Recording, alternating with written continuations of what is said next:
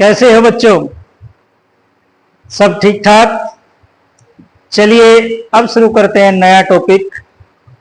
एक समान विद्युत क्षेत्र में रखे विद्युत द्विध्रुव पर लगने वाले बल आघूर्ण। कैसे बल आघूर्ण लगता है विद्युत क्षेत्र में रखे द्विध्रुव पर, देखते हैं। मान लो एक E तीव्रता का विद्युत क्षेत्र है। E तीव्रता का विद्युत क्षेत्र,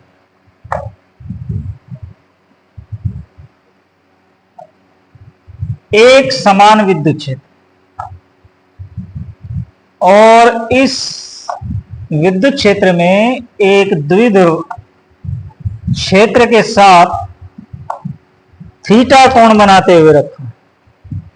कैसा कोण? थीटा कोण। ऐसे रखो, एक द्विध्रुव थीटा कोण बनाते हुए, द्विध्रुव के समांतर नहीं, द्विध्रुव के लंबवत नहीं, किसी कोण थीटा पर है एक द्विध्रुव।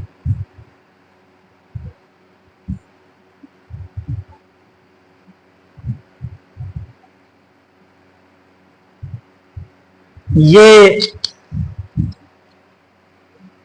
प्लस क्यू आवेश और ये इसका माइनस क्यू आवेश।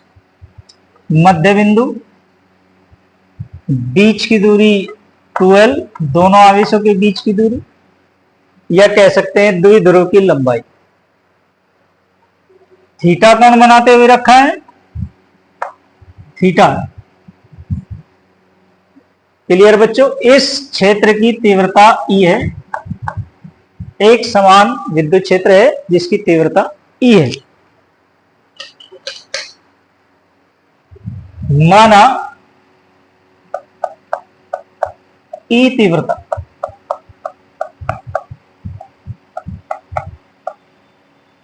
का एक विद्युत क्षेत्र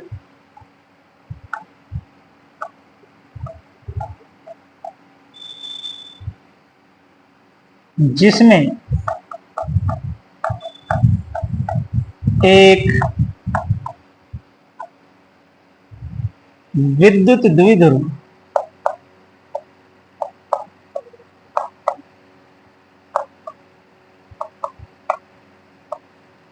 क्षेत्र के साथ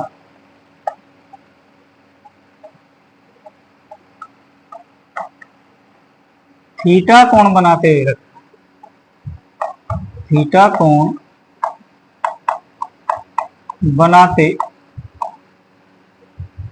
हुए रखा है, थीटा कोण बनाते हुए रखा।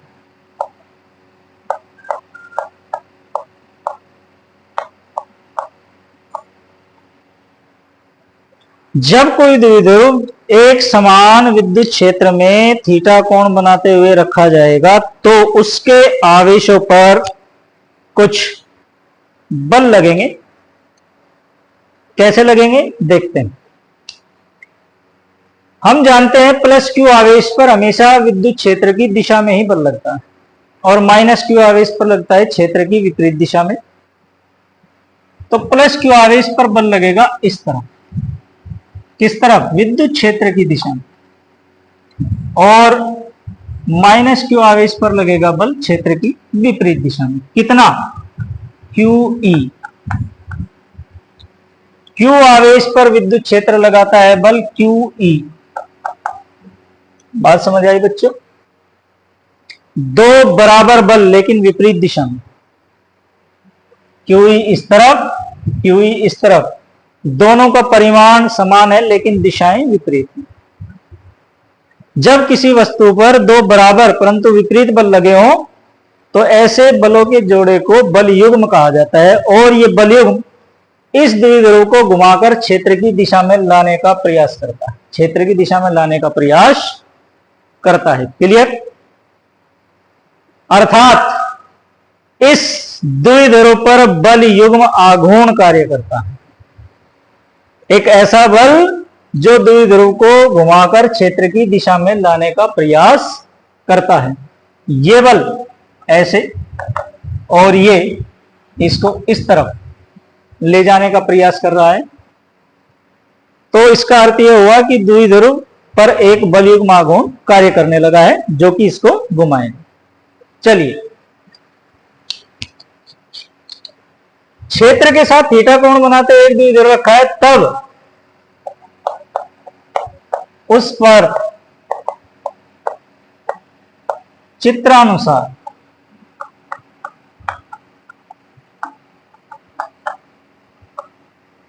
बल लगते हैं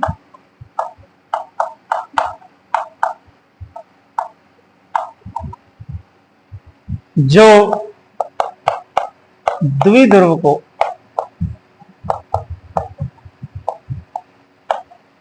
घुमाकर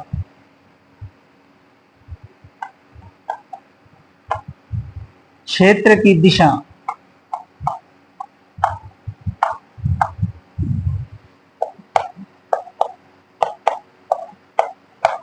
में लाने का प्रयास करते हैं।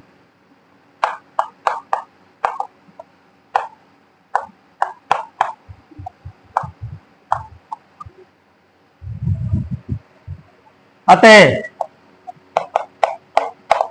इन बलों का आघूर्ण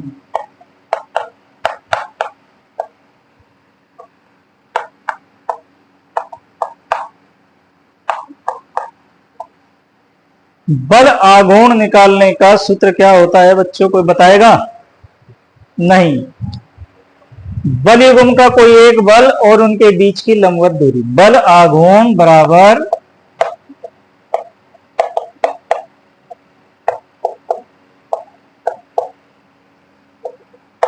बलों के बीच की दूरी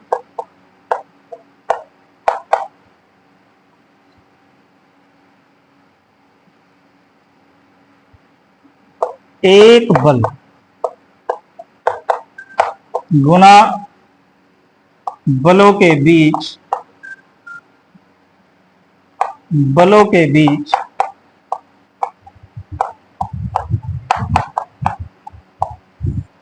की लंबवत दूरी।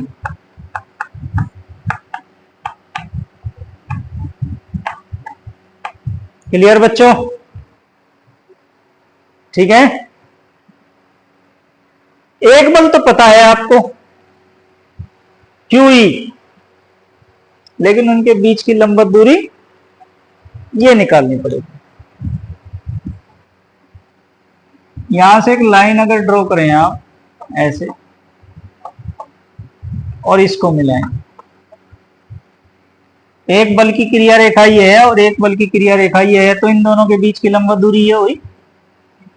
इन दोनों के बीच की लंबवत दूरी ये हुई, ये लंबवत दूरी, ये कोण थीटा और इसे मान लेते हैं x। क्लियर बच्चों?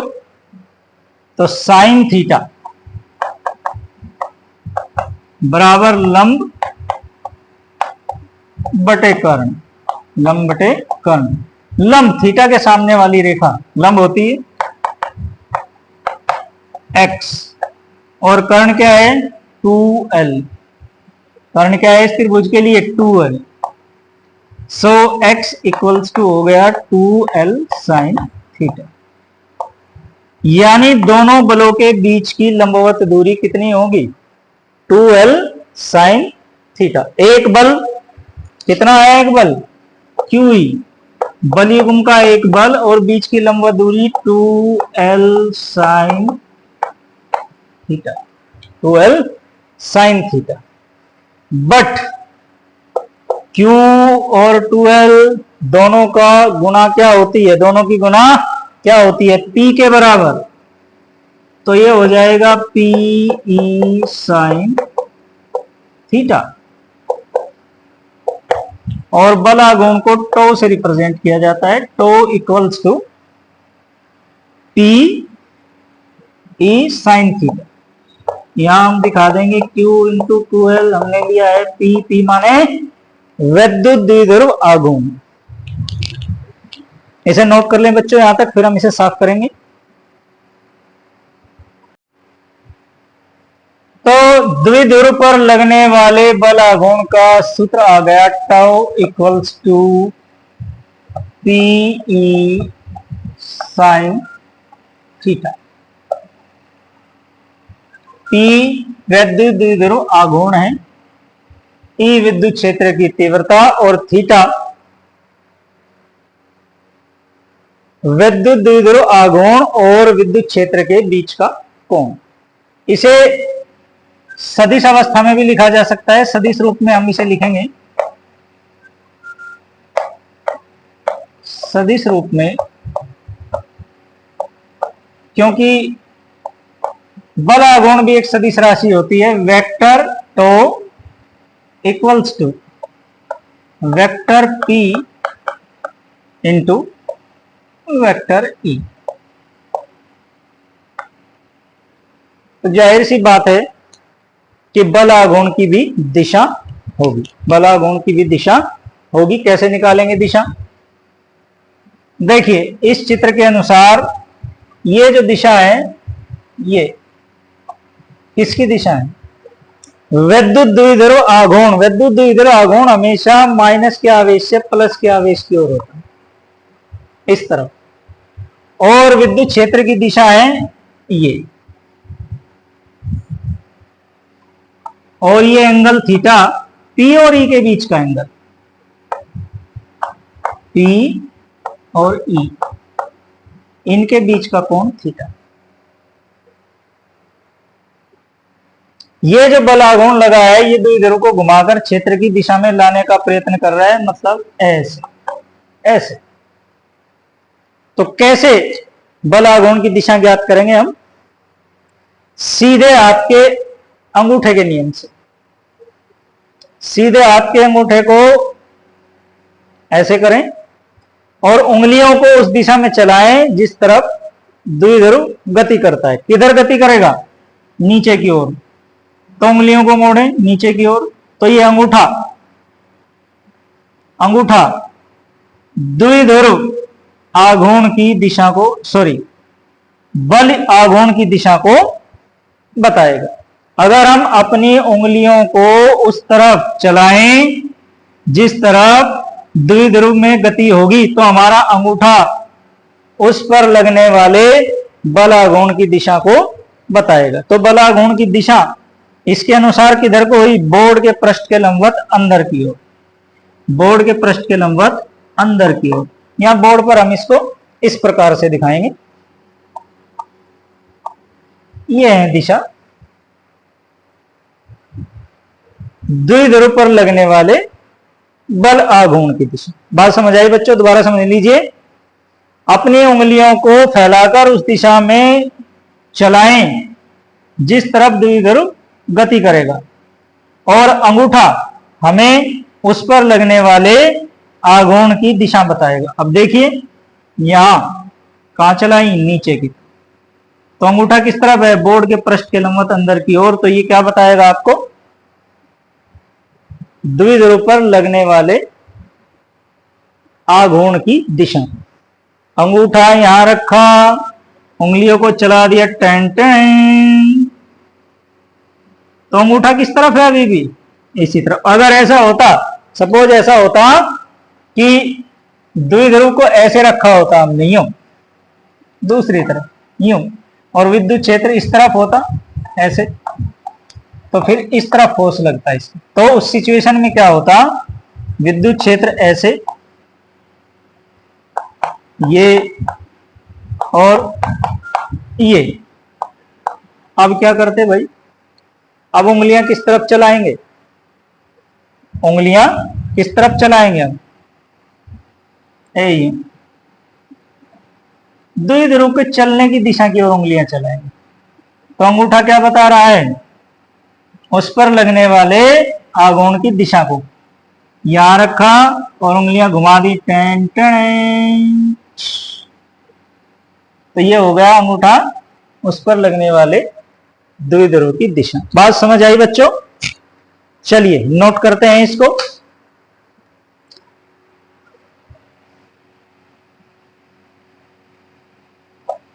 बल आघूर्ण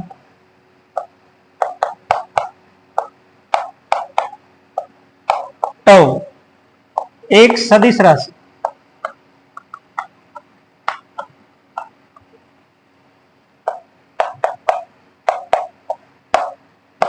होती है जिसकी दिशा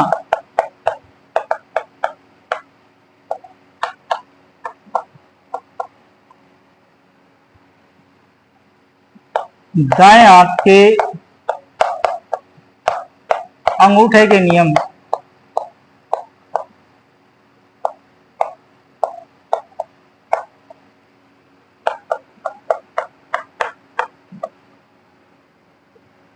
या चलो इसे ही रहने दो, दाएं हाथ के अंगूठे के नियम से ज्ञात करते हैं।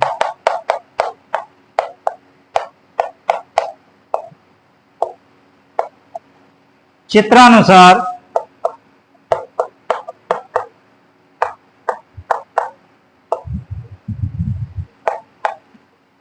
टो की दिशा बोर्ड के पृष्ठ के लंबवत अंदर की ओर होगी। बोर्ड के पृष्ठ के लंबवत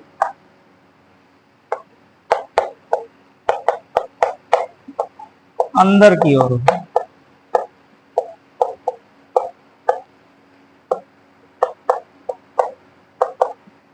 बात समझ आई बच्चों? वैद्युत द्विध्रुव पर लगने वाले बलयुग्म आघूर्ण की दिशा होती है जिसे हम अपने दाएं हाथ के अंगूठे के नियम से ज्ञात कर सकते हैं। अगर हम अपनी उंगलियों को और अंगूठों को इस तरह फैलाकर उंगलियों को उस दिशा में चलाएं जिस तरफ द्विध्रुव गति करता है, तो अंगूठा उस पर लगने वाले आघूर्ण की दिशा बताएगा। क्लियर बच्चों? नोट कर लें इसे, फिर इसको साफ करते हैं। ये बल आघूर्ण कब अधिकतम कम न्यूनतम होगा, इस पर बात करते हैं। केस फर्स्ट, जब थीटा बराबर 90, जब थीटा बराबर 90, तो इस पर लगने वाला बल आघूर्ण कितना हो जाएगा? Sine 91 tau equals to PE.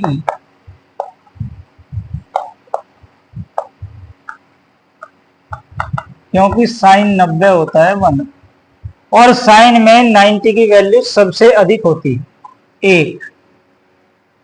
सबसे ज्यादा साइन कोणांक में जो सबसे ज्यादा मान होता है वो 1 ही होता है। तो जब साइन का अधिकतम मान 1 है तो टो का अधिकतम मान p होगा।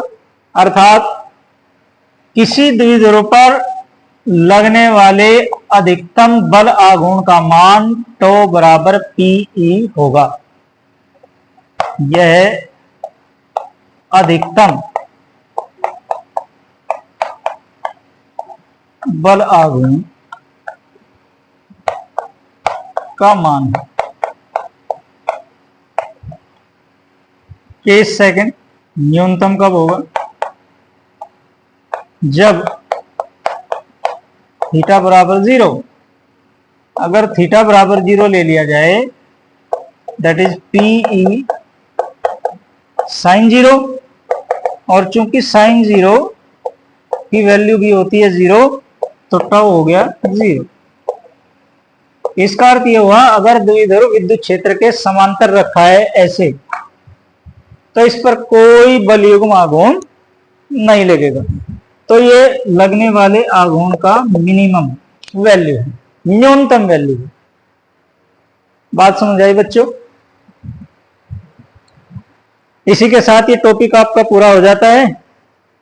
और अगर वीडियो आपको अच्छी लगी तो इसे लाइक और सब्सक्राइब अवश्य कर दें।